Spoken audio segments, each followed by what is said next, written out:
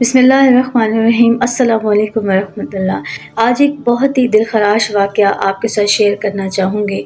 तुर्की के खलीफा सुल्तान मुराद की आदत थी कि वो अक्सर रातों को घर से निकलता था और लोगों की खबरगिरी करता था।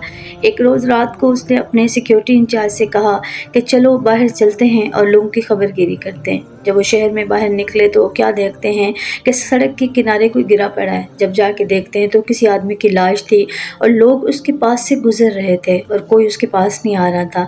तो उन्होंने आवाज़ें लगाई कि आओ आओ इधर देखो, ये कौन है, इसे क्या हुआ, ये तो मर चुका है। जब लोग जमा हुए और उन्होंने बादशाह को नहीं पहचाना और कहा कि ये तो बहुत ही बुरा इंसान था, बहुत गुनहगार इंसान था, अच्छा हुआ मर गया।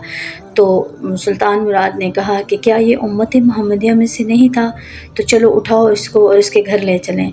जब वो उसके घर लेकर पहुँचे तो उसकी बीवी की लाश को देखकर धाड़े मारकर रोने लगी, बहुत चीखो पुकार करने लगी। लोग चले गए लेकिन सुल्तान मुराद वहीं रुक गए और वो देखने लगे कि उसकी बीवी कहने लगी कि हाय मेरा खाविंद बहुत अच्छा इंसान था, बहुत नेक इंसान था, बहुत ही शरीफ इंसान था। तो सुल्तान मुराद बड़े हैरान हुए कि लोग तो कुछ और कह रहे हैं, उनकी बीवी कुछ और कह रही है। तो जब उन्होंने पूछा कि कैसे ये नेक और शरीफ इंसान था, तो उनकी अहलिया ने बताया कि मेरा खाविंद रोज़ शराब खाने में जाता था और वहाँ पे से जितनी उससे हो सकती थी शराब ख़रीदता था और घर लाकर एक गड्ढे में गिरा देता था और कहता था अल्हम्दुलिल्लाह आज बहुत से उम्मत मोहम्मदिया के नौजवान इस शराब पीने के गुनाह से बच गए हैं। और इसी तरह रोज़ाना वो एक फ़ाहिशा औरत के पास जाता था, उसे पैसे देता था और उसे कहता था कि दरवाज़ा बंद कर लो, और पूरी रात वो वहाँ बैठकर नफल या नमाज़ें पढ़ता था और सुबह घर आकर कहता था अल्हम्दुलिल्लाह आज एक औरत और एक नौजवान एक बहुत बड़े गुनाह से बच गए हैं। ये उनका अमल था। लोग उनको वहाँ आता जाता देखते थे तो गुनाहगार समझने लग गए। मैं उनसे कहती भी थी कि जिस दिन आप मर गए तो आपको ना तो कोई ना दफनाएगा ना आपका जनाजा पड़ेगा। तो वो हंस के और मुस्कुरा कर कहते थे कि देखना मेरा जनाजा जो है वक्त का बादशाह पढ़ाएगा और औलिया अल्लाह और उलमा कराम पढ़ाएंगे।